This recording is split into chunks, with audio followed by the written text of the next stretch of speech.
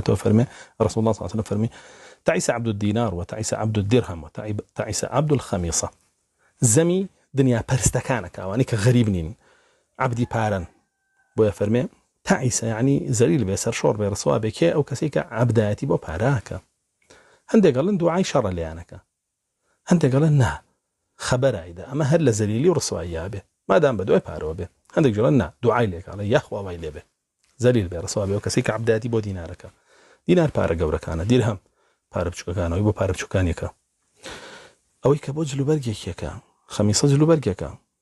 يعني خلقك هي لبناي بدزهناين جلو برجيك ناموس يفروش صدان آفرت بو هنم لبروي كوريكي دولة من عزيكي بو بكريت شو تباشي وناموسي خوي فروشتو سري باوكو براو مامو عمو زاو خالو زاو برزاو خال مامو همي شعر كردو مي زليل كردو. عشان فرمي إن أعطي رضي وإن لم يعطى سخط. أقد بيدريتي لدنيا راضية به ضلي خوشا على بزيته ولي اخوا لي ابخشي بارزي خوي اگر بي ندري تسكابا كفر كردن وجواندان وسكات كردن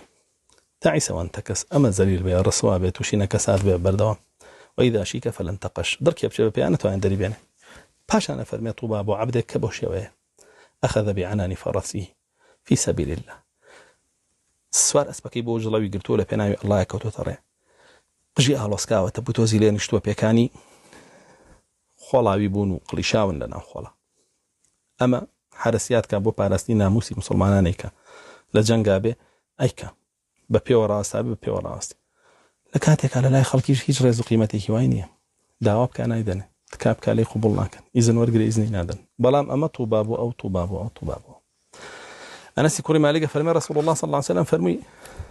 رب اغبر ذي طمرين لا يؤبه له ولو اقسم على الله لا ابر. أنا سيكوري مالك فرمي زور كس هي جلو برقي كي دراعي لبراء طمرة جلو برقي كي كونو دراعه طمرتين يعني إيزاريكو ردائك لبراء دراعه باش يسروا خارج لكاني دراعه تبوتو زايو كونه أفرمي لا يؤبأه له خلق قيمتي أولانية يعني أوري بنادنو كيف بنادن بيتي نازانو أفرمي بلام لا الله قدري هي قيمتي هي اگر سوينك بخوا الله جل جلاله نايل سوينك بكوي بوي ما يسرك لفرمي ترى فرمى عاذي كوري جبل فرميتي رسول الله صلى الله عليه وسلم فرمي ألا أخبركم عن ملوك أهل الجنة قالوا بلى يا رسول الله قال كل ضعيف وغيبر ذي طمرين لا يؤبأ له لو أقسم على الله لا أبره بيتان بلين مليكة كاني بهش كامانا وعني لبهشتا أوكو مليك بي أنا بخشده أجين فرميو كسانان كالعوازن خولابين